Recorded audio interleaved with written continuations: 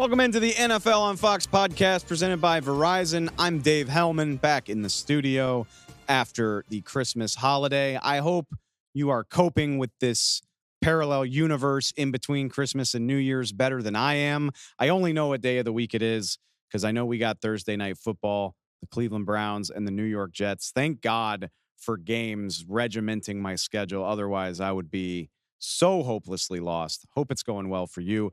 Got a jam-packed show for you. All hell broke loose. We played games on 3 different days over Christmas weekend.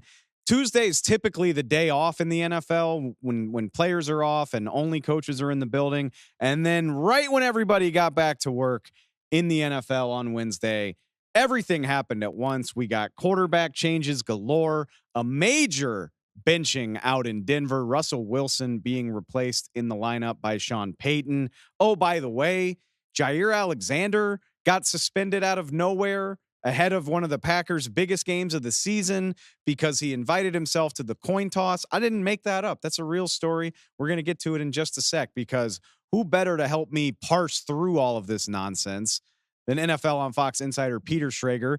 Join me as he always does on Thursday for the cheat sheet presented by Honda. We covered the whole gamut. Benchings galore, a suspension, why not? And maybe talking about some Saturday night football as well. All right, Peter, we got some very real, very substantial quarterback news to get to today, but I can't have a conversation about the NFL without, we have to start with this Jaire Alexander suspension because this is just, it's a story that it feels more in place in the NBA where stuff like this happens. It seems it's a little more absurdist because that's what this is. I mean, what do you make of a team that is in the middle of a wild card hunt, playing a must-win game against a division rival, and one of their best players is now suspended for party crashing at the pregame coin toss? His explanation at the locker was absurd.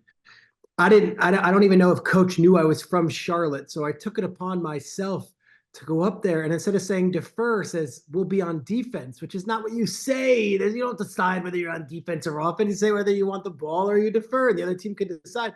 He wasn't supposed to be on it. It is subordination at its ultimate, and it's so selfish that he says, I don't think coach realized I was from Charlotte. The game was in Charlotte. I should go out there. It's all met with a laugh because they won, but you can't let that slide. So now LaFleur, who's not known as a disciplinarian, is not known as a red ass, not known as one of those kinds of coaches, suspended him in arguably their biggest game of the season, which is against Minnesota on Sunday night, which everyone's going to be watching on New Year's Eve.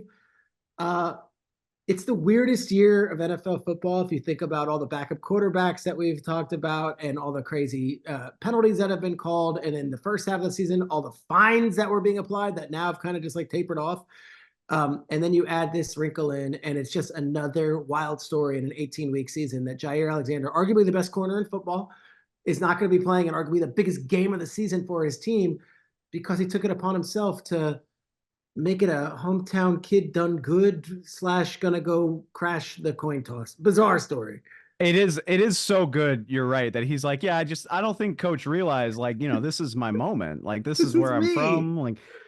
Okay. But having said that, are you surprised? Cause I'm a little surprised. Yeah. We see this at all levels of football. If you can ball, you get away with stuff. And knowing that Justin Jefferson is on the other sideline and knowing what Jaire did against him last year, grittying all over him last year, I'm shocked that they didn't just fine him under the table and not have this be a thing in the media. And yeah, like I said, I mean, you got to win this game to have a shot. It makes me wonder about the vibes in Green Bay that this led to a suspension that Matt LaFleur felt like he really had to put his foot down. A lot of times something like this will happen and it's a funny story and it's all right, whatever, let's go to battle. I think LaFleur was making a statement that that's completely unacceptable. It's such a swipe at his power and authority that he did it. I almost commend the coach for it. Let's see if it comes back to haunt them. But if they don't make the playoffs this year, it's not because Jaire Alexander didn't play in this game. It's because they lost a game to the Giants on Monday Night Football. It's because they lost multiple games that they should have won earlier in the season when Jordan Love was dealing. But big decision, and you're right. In a lot of ways, this is one of those you roll your eyes, you either find the guy, you slap him on the wrist, you have him run a couple more sprints in practice, and everyone laughs about it, but not in this case. I hear you. Yeah, I mean it's fascinating that LaFleur took that step, knowing what was on the line, and thank you to Jaire Alexander for like years from now. I'm gonna remember this and be like, man, this is the weirdest thing that's happened since the Strange Jaire content. Alexander's. Strange content. It's been that type of year. All It right, has. so there there is bigger news, really across the NFL. I feel like everybody took the Tuesday day off to recover from the holiday, and then we get a flurry of quarterback news on Wednesday morning. The chief among them all is what's going on in Denver. Again, another team fighting for its playoff life, and we find out Wednesday morning it's not going to be Russell Wilson trying to get this job done. It's going to be Jarrett Stidham. I want to cover it all. There's a number of ways to go with this. I mean, it's the second time in as many years that Jarrett Stidham has been in this situation. What's your first impression, I guess, when you hear this news that Sean Payton made this call? I don't know if it's performance based or it's financially based. And it's one of those deals where, they are 1-3 in the last 4 games. And maybe this is the spark plug and trying to save the season. But the way that Russ's contract is drawn up, it's one of these deals where he's already made a ton of guaranteed money from them. But if he gets injured, it really complicates things on the contract side of it. So he has $37 million that becomes guaranteed if he doesn't pass a physical in the offseason. So God forbid he got hurt and then he couldn't pass the physical. He gets $37 million from the Broncos organization right there. In this case, Denver could hypothetically get out of that contract, either trading him or cutting him or doing something if he's healthy and passes the physical. So there is this sinister look of it as that it's a financial decision, not what's in the best interest of the team. On the other end of it, Russ was great. Russ had some good moments, had some big fourth quarter moments, but that offense has been sputtering for the last month, and they didn't sign Stidham for $1. He was like a $7 million backup. They spent real money on him, and I know when Sean Payton signed Stidham, there were multiple teams that were going after Stidham, and even when they signed him, there was buzz that maybe Payton, is inheriting Russ, and Stidham might be the guy that he actually wants to see on the field. I mean, it's easy to forget, but again, Jarrett Stidham was in this situation last year when the Raiders essentially did the same thing to Derek Carr, and he did throw for 360 yards and 3 touchdowns in a loss to San Francisco, which it's wild the things your brain lets you forget at the tail end of these long seasons where you're like, holy crap, yeah, Jarrett Stidham did push the Niners to the brink. So maybe it's not completely unrealistic that he can give the Broncos some kind of lift. Yeah, and he has no real history with Sean Payton yet. In free agency, when quarterbacks were all the buzz, they gave real money to Stidham. So I'm being Pollyanna here. I'm sure there's a lot more to this story than is being reported. I've known Sean very well for the last couple of years. He's been mums on this one. I'll tell you, there hasn't been a lot of buzz out of Sean, especially when you lose to the Patriots on national TV, one of the worst teams in football. But I think there is a feeling of, hey, let's see what we got here in Stidham. But also, I don't think you're wrong if you're assuming it's a financial deal. They're like, let's not just give $40 million away to Russell Wilson. Let's at least give ourselves some flexibility here. I'm going to get way, way ahead of myself because why not, I guess. But I mean, you mentioned, I guess theoretically you could trade Russell Wilson. That seems completely unlikely to me, just with the amount of money you're talking about and what you've seen out of Russ since he became a Bronco. That leads me to believe he's probably getting released. Again, I am getting ahead of myself, but I don't think that's a hard dot to connect. And so where do you think this goes for Russell Wilson? Like I said this morning, it's hard to imagine a guy who has accomplished what Russ has signing on to be a backup. But it's also hard to imagine somebody giving him a major contract to start for them. Like, is Russell Wilson looking at a future of being like a bridge quarterback for a rookie, or like, where do you think this goes? It's so interesting. He's never had to be that guy. I covered their first training camp when he was a 3rd round pick, and the late Travaris Jackson was there and Matt Flynn was there. And I was in Renton, Washington, when Russell Wilson was running circles around those guys, and he was crowned a starter day one of his NFL career. And now we're, 10 years removed, 11 years removed, and I've never seen him have to compete for a starting job. I've never seen him be the veteran backup in the quarterback's ear, because he's always been healthy. He's always been that guy. So, Baker Mayfield this year was kicked around a bit, from Rams, from the Panthers, from the Browns, and then signs on with Tampa, and it's like, it's going to be Baker or Trask, and he won the job, and Baker's been a great story. If Baker Mayfield can get a starting job, if Derek Carr can get a huge contract this past offseason, is there not another team that you think is going to say, all right, we'll take it on with Russ? The question is, do you want to take all that comes with Russ, which that sounds like it's negative, but you do have Super Bowl MVP, you still have Super Bowl winner, do you have a guy that's been an all-pro? You've got all these things that go with it that, like, Russ might not necessarily want to fight for a job and might want to be the starter, and that might not be on the table for many teams this season. I think Baker is the perfect comparison, because I don't know his deal off the top of my head, but I think Baker got like 4 or 5 million to go to Tampa. 1 year deal with a bunch of incentives, and he hit them all.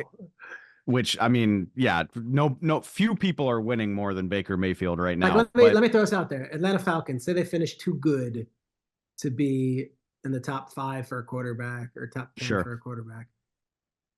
Like, I'm just throwing a team out that might be in the search for a quarterback. The Atlanta Falcons, the Washington Commanders, if they don't draft one. You consider, what are we going to do I don't want to, in Minnesota, if they walk away from Kirk Cousins, which I don't think they will, but you can count it on one hand, man. It's not like there's 20 teams lining up for Russell Wilson. No, I think your option is a very Baker Mayfield situation where it's like, okay, you can count your losses and be a backup somewhere, or I guess walk away, period, if that's what you want to do. Or there's probably like 3 teams where you could get a shot to go in and compete. It's strange to think about for like you said, Russell Wilson's been the man since he stepped in the NFL, but that seems like where this is headed. I am glad, though.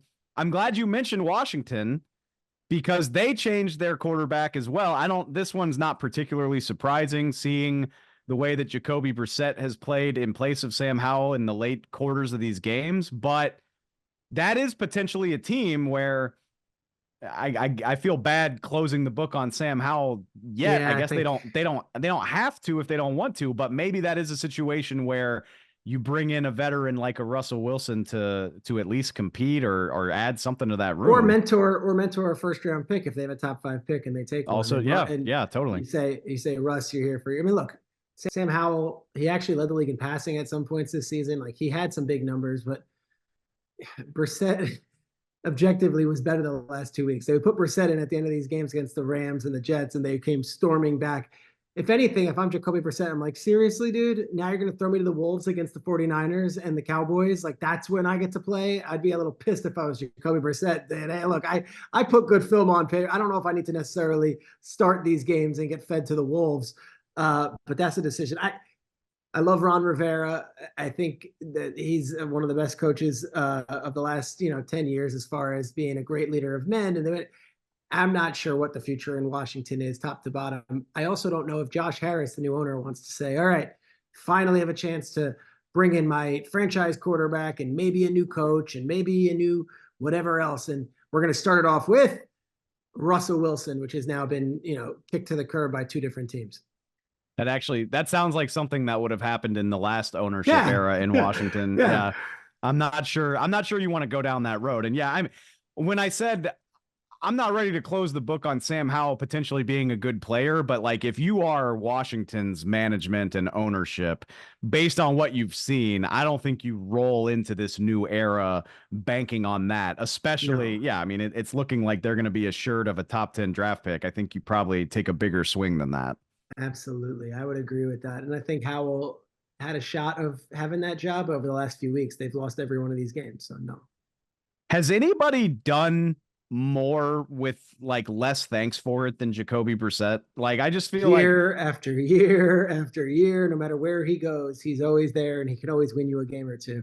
I think the only other guy It's Brissett and Minshew to me the last 5 years. Like, you throw them into the mix, like, your team's going to be okay. You're going to win a couple games, and they're going to lose a couple games, but they're going to be good enough where, you look at Cleveland last year, they go to Brissett, like, he hung in there for them. The Dolphins the year before that when Tua got hurt. But when you look at teams like the Jets, who fall apart when they don't have a stable backup, or even the Giants once Tyrod went down and they went to DeVito and they won a couple games, but like, there's always going to be a place for Jacoby Brissett. There's always going to be a place for Gardner Minshew, because those guys, they can win a football game and they have no egos. They're willing to take the back seat to the starting quarterback, whether it's a younger guy or a more veteran guy. I mean, I'm not wired the way these guys are. Like, I'm sure it drives them crazy, but Has to. me not being wired that way, I'm like, man, I can think of worse things than making, that type of money to, hold a clipboard most of the time and maybe get a shot every few weeks. But yeah, Jacoby Brissett in particular, I can't help but imagine if Atlanta had shown more interest, or one of these other teams, or if Washington had not waited so long to make this move, maybe they would be a more relevant part of this conversation. The guy just. I have photos of all the different quarterbacks I used to interview after wins when I was a sideline reporter. And I was a sideline reporter for Fox from like 2012 to 2019, I guess, like 7 years. So I got all the guys. I have a photo of me and Jacoby Brissett in a game where I believe he beat Brian Hoyer in the 49ers in Indianapolis. And like, date yourself. Like, that's how long Brissett's been doing this as the fill-in guy. And it was when he filled in for Andrew Luck after he had a career in New England. So he's just been around, and every teammate loves him. And he came into the league as a huge Parcells guy. Parcells was his biggest champion. So he's got important voices in his corner, and he's always been a great teammate. One last spot I want to finish up with. That's one of the local teams. The Giants also officially making the switch to Tyrod Taylor, who came in, replaced Tommy DeVito, and looked much better doing it. But I feel like I'm a little more curious about this, just because, like, it's easy to look at Washington and say, yeah, okay, like, you're probably turning the page and starting everything over again when this season is over. But the Giants are just more interesting to me because Daniel Jones is still there.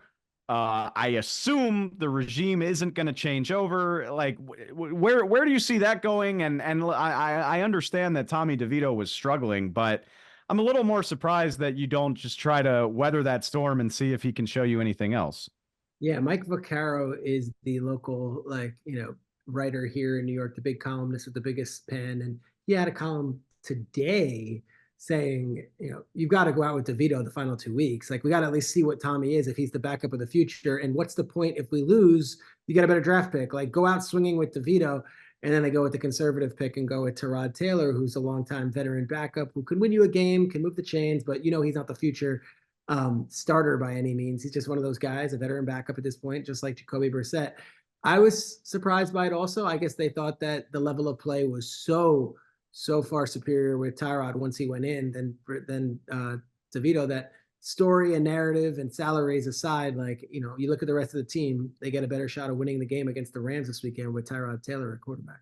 To be fair to them, I agree with that. Like, I mean, they clearly played a lot better when Taylor came in. And speaking of underappreciated backups, Tyrod Taylor is right up there as well. I mean, he's done plenty of stuff in this league, but I think it's the disconnect between, like, the team itself, which has a lot of pride and wants to win football games, and me just looking at it from the outside saying, like, but yeah, what are you going to accomplish other than messing up your draft stock if you potentially pull some of these wins off? You can't look at the rest of the team. You know this. You can't look at those guys who are fighting every single day, putting their bodies on the line and saying, we're going to have the best chance to win today with Tommy DeVito, when they all know that if a healthy Tyrod's available, he's the guy. I think that is. You could lose the team for next year, that's it. Like, Dable has their respect, obviously, and they've had some issues this year with him and sort of the chemistry of him and the defensive coordinator. Jake Glazer reported on that extensively, that it's not all been roses in New York. It's been a very rough year in New York. And I don't know if you lose the locker room if you say, well, the DeVito story is fun and, let's just keep rolling with it.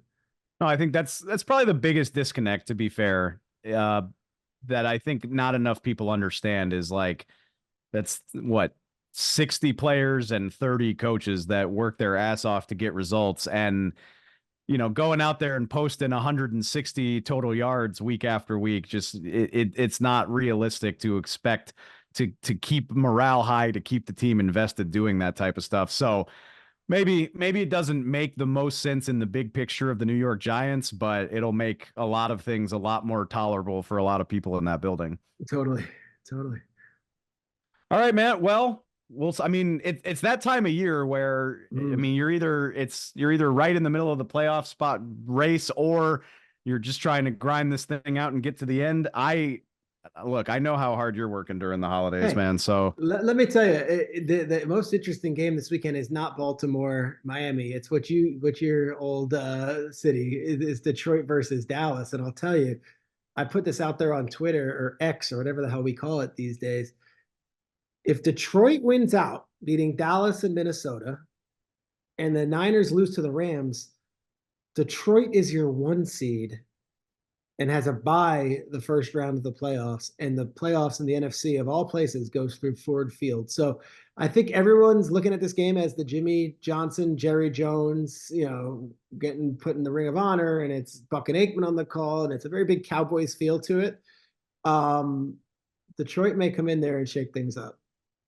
The Jimmy Johnson is obviously the dominant storyline. I also think, look, I mean, Dallas has struggled the last 2 weeks, but it's all been on the road, and now we've got this narrative of like, oh, they're heading they can't back lose home. At home. They can't lose at home. Take a look at that Lions offensive line, and take a look at what the Cowboys have been doing rushing the passer. It hasn't been quite as dynamic as what we're used to.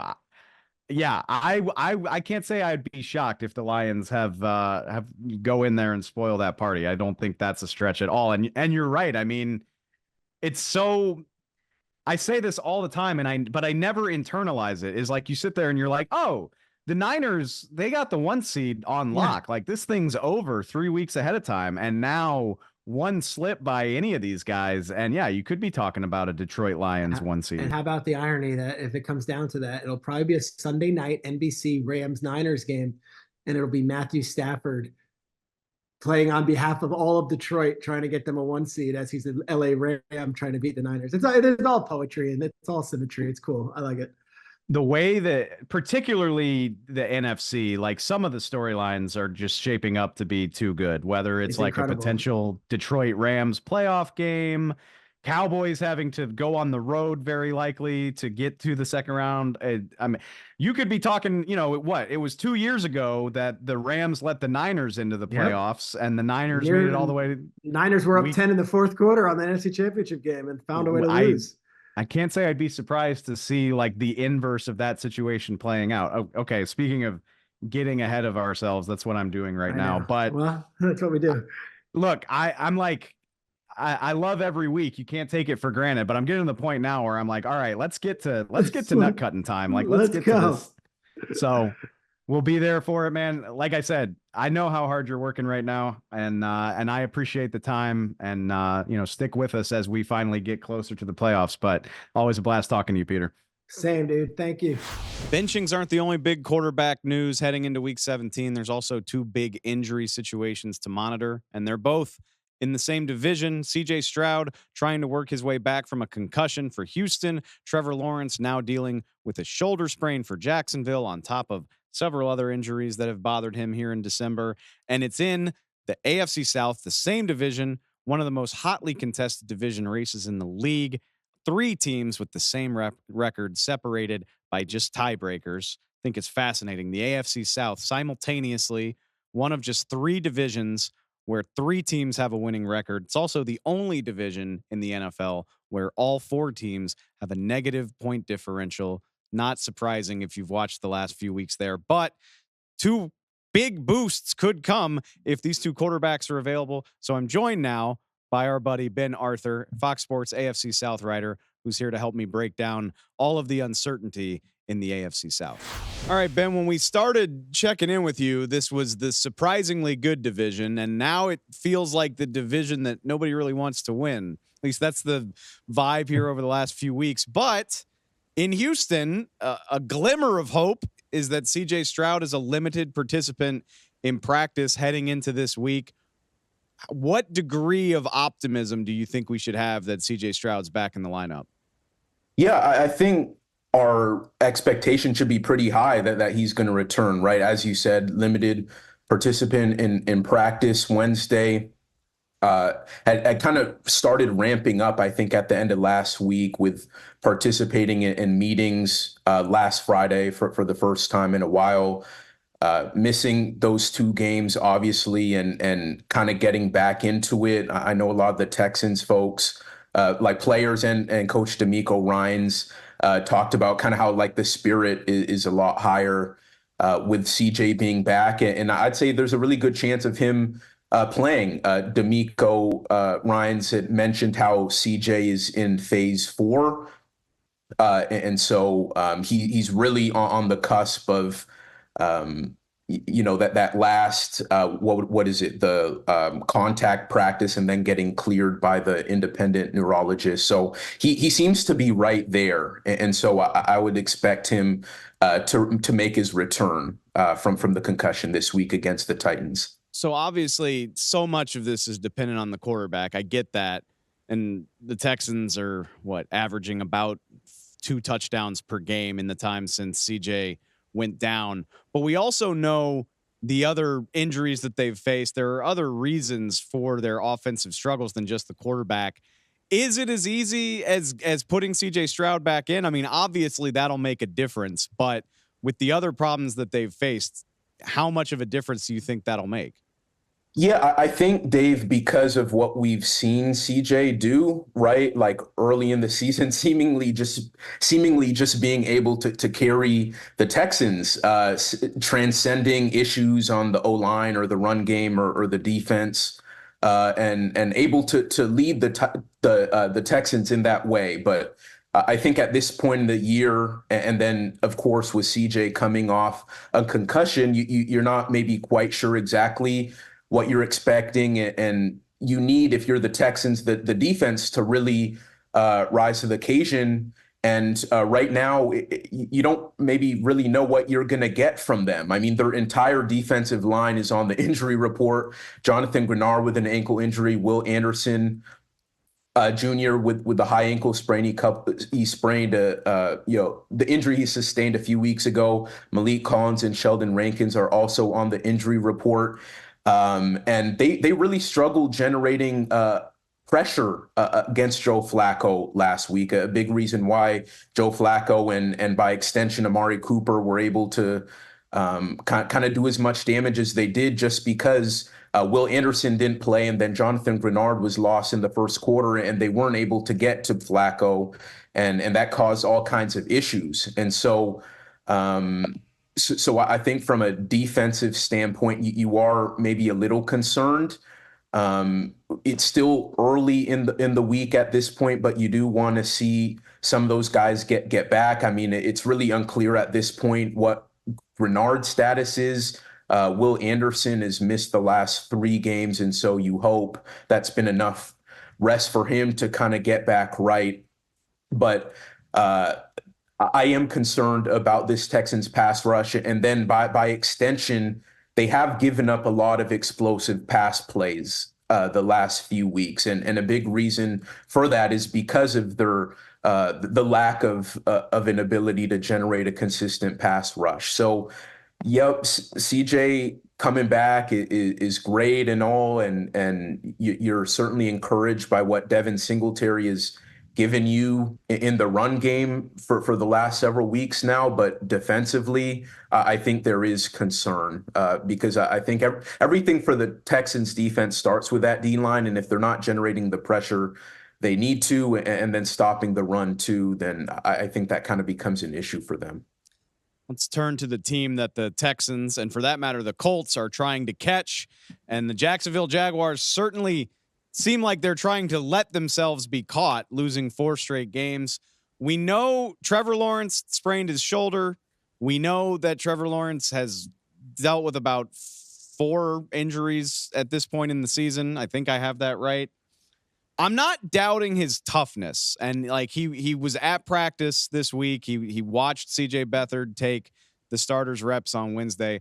Definitely not doubting his toughness, but from what we've seen from Trevor trying to gut through these injuries, is him playing through all of this even the right call at this point? Because you can't help but notice the turnover issues that he's had trying to gut through all this stuff.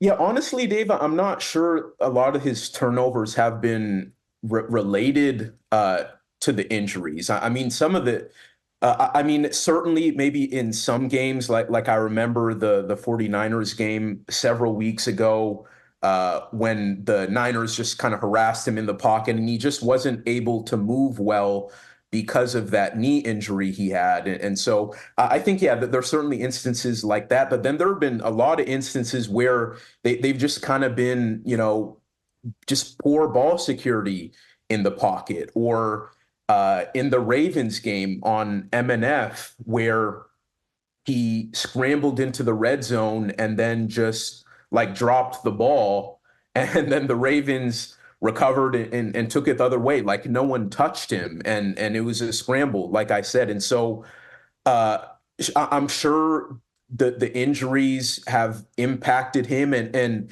it certainly has impacted him from a practice and a rep standpoint. He's missed a lot of practice this season because of these injuries he's tended to, and maybe the timing is a bit off with some of the receivers. And I think that's another reason for some of these interceptions in particular, where he just seems to be completely out of sync with the pass catchers. But I think it's really nuanced, Dave. I think, as I said, I think maybe some of these turnovers are maybe related to limited mobility, but some of these interceptions or lost fumbles, I mean, I don't think they have anything to do with kind of those issues. And turnovers have been an issue for Trevor Lawrence since he entered the NFL. I believe this year he has 19 giveaways. I know since he entered the NFL in 2021, he has 8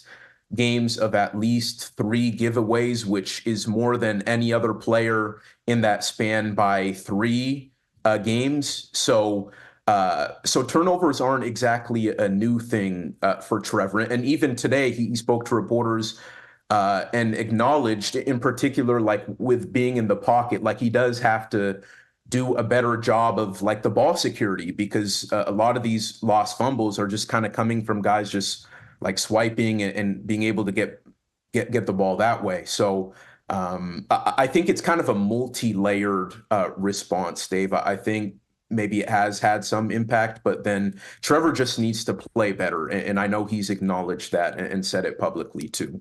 Well, the other side of this too, you're right. It's easy to fixate on the number 1 overall pick, but this Jags defense allowed points on 6 straight possessions to the Tampa Bay Buccaneers last weekend. At this point, we're past the point of saying, like, how can you fix it, right? Like, I don't know that there's enough time left in the season, but short of saying fix it, I mean, is there anything that they can do to at least improve the results enough to drag this thing over the finish line?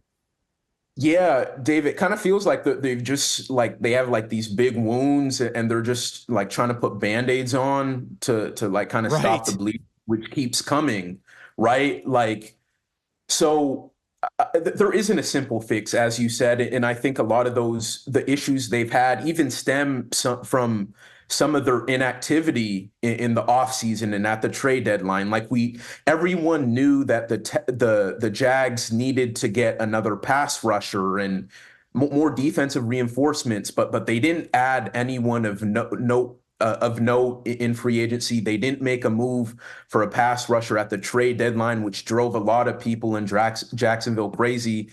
And the same pass rush issues they had last season are the same ones we're seeing right now. Outside of Josh Allen and Trayvon Walker, I do have to give him some credit. He has picked it up. He has 7 sacks this year at this point. But outside of those two, you're not getting a great pass rush. And then their pass defense has been vulnerable, I think, because you're not able to get that consistent pressure. And this defense is so reliant on takeaways. Like if they don't get takeaways, they don't really they can't consistently stop the opposing offenses. And so, yeah, I don't really have an answer for you, Dave, other than kind of going to what Doug Peterson was saying today, whereas it just comes down to pride. Like it seemed like he acknowledged this, and Trevor Lawrence acknowledged this too. Like everyone seems to know what the issues are. They just have to go out and do it. There has to be a pride with that. In kind of knowing what's at stake, and all these guys are professionals, right? Like kind of play with that integrity, because a lot of these issues can't really maybe be fixed at this point. And so yeah, I don't really have a good answer to that. They just, I think one thing that will help, that it looks like they are going to get Cam Robinson back. He's their left tackle, and he's missed 8 games this year. And honestly, a lot of the run game issues they've had on the offensive side of the ball have been, when Cam Robinson plays, the run game is just so much better, which helps their balance on offense and kind of helps all of that. And I think expecting to have him back is huge for Travis Etienne to maybe take pressure off of the pass game, which we know has led to a lot of these giveaways. And so I think that's a little thing that can help. But as you said, Dave, I mean, a lot of these issues have kind of been season-long issues. And if they haven't been able to figure it out at this point in the year, I'm not sure what you can expect with 2 games left. So like I said, I think maybe it just kind of comes down to a pride, right? Like, so I don't really have a good answer for you on that one. That's perfectly okay, Ben, because look, like there's not enough time, right? There's 2 games left. And the fun thing is something's got to happen. All 3 teams with the same record, throw the Indianapolis Colts in there as well. Depending on what the results look like this weekend, you could have any number of them in the lead heading into the final week of the season. We'll see how the Texans potentially adding CJ Stroud to the mix changes the math. But even if this isn't the prettiest division race in the NFL, it's certainly going to be the most entertaining, in my opinion, just because who the hell knows which one of these teams is going to rally here in the final 2 weeks. So I'm looking forward to seeing it. Ben, as always, man, I appreciate the time. No problem, Dave. Thanks for having me. All right, let's wrap up the show with the final Thursday night football game of the 2023 season. No Thursday, no Monday night games in week 18. That's how it goes heading into the playoffs. So we wrap up Thursday nights with the New York Jets going to Cleveland to face the surging Browns. And I got to be honest, it's a surprisingly funny history between these 2 teams. Not a division matchup, but there's just a lot of amusing history here. Maybe you can remember back to 2018, the Cleveland Browns snapped their famous 19-game losing streak by beating the Jets back in week 3 of that season, also on a Thursday night. If that wasn't funny enough, it was just a few years ago in 2020. It was actually the Jets beating a 10-5 Browns team, just like this year, on this exact weekend that lifted an abysmal Jets team to a 2-13 record, gifted the number 1 overall pick to Jacksonville. It's stuff like this that lands Trevor Lawrence with the Jags instead of the New York Jets. That's why, look, you can find a reason to be invested in these games no matter what. Obviously, the number 1 pick not on the line in this game, but you never know what's going to happen with draft ordering. Maybe a result here sends an all-pro player to one of these cities for some reason or another. Yes, I'm reaching, but bear with me here. This is the sick type of stuff I love. It's also the Joe Flacco Bowl.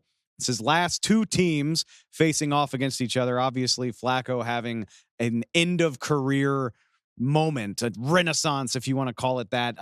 One last green flash at sunset. Joe Flacco literally heading off into the sunset. And the New York Jets, the team that employed him just a year ago. Actually, it was just last year that Flacco led a frantic 4th-quarter comeback against the Browns in week 2. 2 touchdown drives inside the final 90 seconds of that game, rallied the Jets from a 30-17 deficit to a 31-30 win. Looked like Joe Flacco was going to have some magic in New York, but he'd wind up starting just 2 more games that season. Zach Wilson taking over as the starter. The rest is history. But it's ironic to think about that, watching what Joe Flacco has done here. The Browns benefiting from the magic from the 38-year-old Flacco that the Jets, they've been so desperate to experience. Obviously, you can't predict that Aaron Rodgers was going to tear his Achilles, but Joe Flacco was hanging out on the couch for quite a while before the Cleveland Browns called him. I wonder how many people in the Jets organization wish that they had gone back to the well, maybe bring Joe in. You know, he would have known how to get there. He knows the directions to Florham Park, if I had to guess. Regardless, Flacco has led the Browns to a 3-1 record, 3 straight wins. Browns have gone from a iffy, maybe we'll make it 7-5 to a damn near lock sitting at 10-5 and literally on the cusp of the playoffs. If they win tonight against the Jets, they're into the postseason. No ifs, ands, or buts. You win and you're in. And even if they don't win, they're in an awfully enviable position. A loss by any of the 3 of Pittsburgh, Buffalo, Jacksonville this weekend locks up a playoff spot. Actually, if the Houstons and Colts both lose, that's another way they can get in. It gets confusing. The point is, it's like a 99.5% chance that the Cleveland Browns will be playing playoff football. And they're actually still alive in the AFC North race. The Ravens can lock it up this weekend, but in the rare world where the Ravens lose out and the Browns win out, they could still win the AFC North. Even if that doesn't happen, hell of a success story to be at double-digit wins with 2 games left to play. They're on their 4th quarterback. Flacco wasn't a twinkle in anybody's eye in Cleveland when the season started. You lose Nick Chubb. We've been through it. It's incredibly impressive. And all that stands in the way is Trevor Siemian's New York Jets, because Zach Wilson was concussed last week. He won't play. Siemian, 393 passing yards in 3 appearances this season, just 1 touchdown. He's had 88 attempts as a Jet this season, and he's only got 30 more passing yards than Flacco threw for last week against Houston. Just to give you a reminder of how bleak this Jets offense can be. It feels like a lifetime ago that Zach Wilson was playing surprisingly well against the Kansas City Chiefs early on in the season. The Jets are mathematically eliminated from the postseason. We don't have to talk about that, but it's interesting to note they finished the season with the New England Patriots, who are down near the bottom of the league. If they manage to win this game, they would have a shot to avoid a 4th consecutive season with double-digit losses. If they win out, they would be 8-9. They avoid the dreaded 10-plus losses. I'm sure a lot of Jets fans would prefer that not happen this time of year when the playoffs are out of reach. You'd rather get the losses and the better draft pick that comes with it, like we were just talking about, missing out on Trevor Lawrence. But like I mentioned with Peter Schrager earlier in the show, don't rule out how much stuff like that matters to the coaches and players. They don't give a damn who the front office is drafting in April. They care about not having 10-plus wins hanging over them for 4 straight years. I think that'll matter.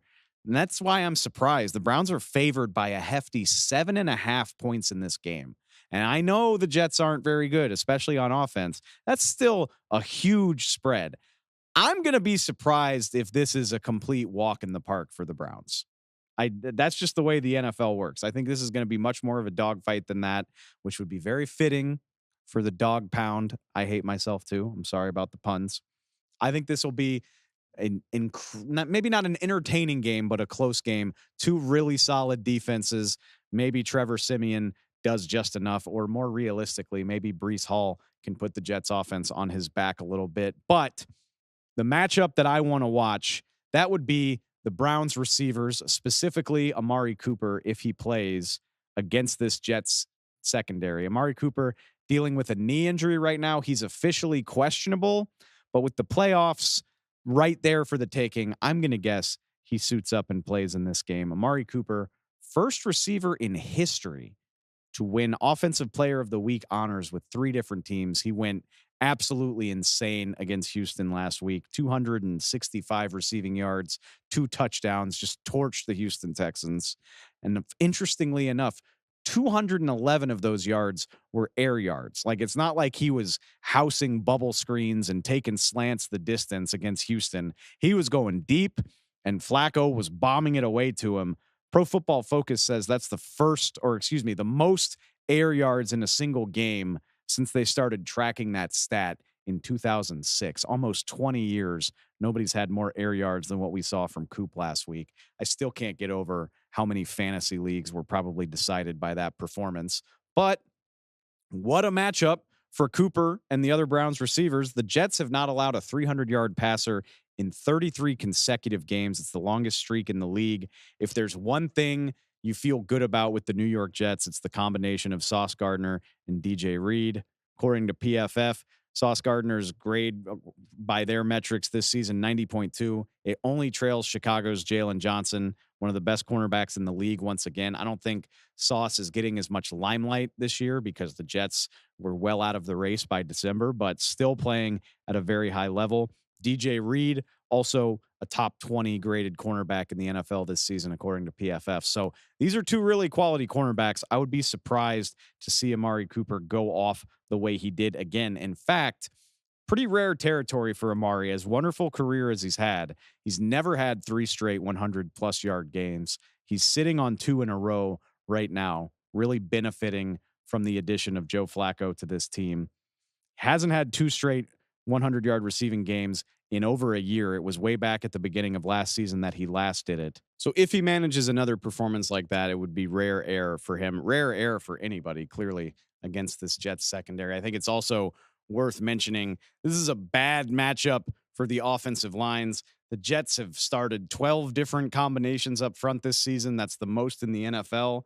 The Browns, plenty of issues of their own, losing 3 different offensive tackles for the year. And these are 2 fantastic pass rushes. I think Joe Flacco and Trevor Siemian are both going to have their work cut out for them, staying in the pocket long enough to do much of anything. I would be surprised if we see a 300-yard performance either way. And that goes back to my point.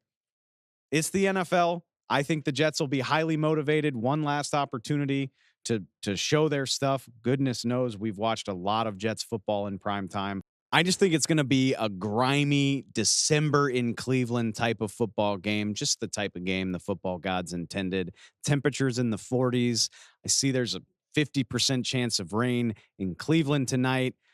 Thinking a sloppy game, a gritty game. AFC North fans should know how to appreciate that. I will take the Browns to get the win, but if it's something like 24-19, maybe a lot of field goals, I'm not going to be surprised. But I do think by the end of the night, Cleveland will officially be in the playoff field. We'll see how it goes. Either way, we'll be here on Friday to recap it, tell you what it means, and we will have a loaded preview for Week 17. So much good football on the horizon. We've got more to say about the Cowboys and the Lions. Tampa Bay and New Orleans are playing a huge game in the NFC South this weekend as well. We'll talk to Greg Olson about that. Everything else you need to know. The Ravens playing the Dolphins this weekend. Just a few things on the line there in Baltimore. We got the whole thing, your whole Week 17 preview coming your way on Friday. Till then, please go find us on Spotify, subscribe on Apple Podcasts. Please go find the YouTube channel, wherever you get your podcasts, wherever you find your NFL news, we'll be there. We appreciate it so much. Hope you're navigating the holiday week better than I am. I will catch y'all next time. Appreciate it.